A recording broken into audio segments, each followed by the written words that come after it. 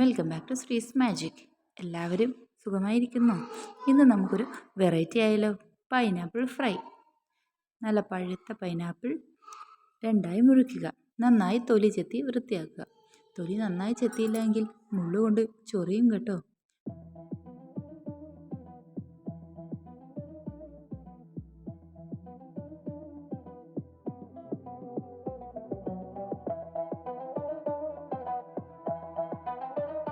തൊലി ചെത്തിയെടുത്ത പൈനാപ്പിളിനെ ഇതുപോലെ പീസാക്കുക. നിങ്ങൾക്ക് ഏത് പീസാണോ ഇഷ്ടം ആ രീതിയിൽ കട്ട് ചെയ്തെടുക്കാവുന്നതാണ്.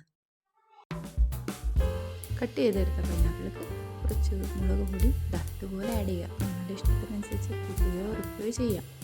പിന്നെ അടുത്തായി കുറച്ച് പെപ്പർ പൗഡർ, കുരുമുളക് പൊടി, അതും ഇഷ്ടത്തിനനുസരിച്ച്. അതിലേക്ക് ഒരു പഞ്ചസാര കൂടെ ആഡ് ചെയ്യുക. മധുരത്തിനനുസരിച്ച് കൂട്ടുകയോ ഉറക്കുകയോ ചെയ്യാം. അടുത്തതായി ഒരു 1/2 ടീസ്പൂൺ ഉപ്പ് കൂടി ചേർക്കുക. എല്ലാം കൂടെ നന്നായി മിക്സ് ചെയ്യുക. നന്നായി എല്ലാ ഭാഗത്തും എത്തുന്നത് പോലെ നന്നായി മിക്സ് ചെയ്യുക.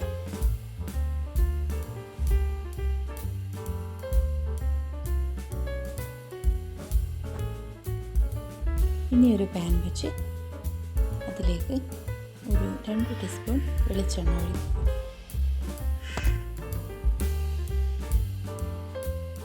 വെളിച്ചെണ്ണ നന്നായി ചൂടായതിനു ശേഷം പൈനാപ്പിൾ ഓരോന്നായി എടുത്ത് വയ്ക്കുക. നന്നായി ഫ്രൈ ചെയ്യുക.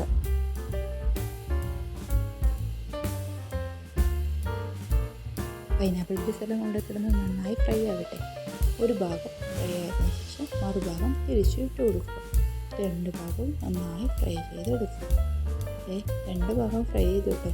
കളറ് കാണുമ്പോൾ തന്നെ വായിൽ വെള്ളം വരുന്നു.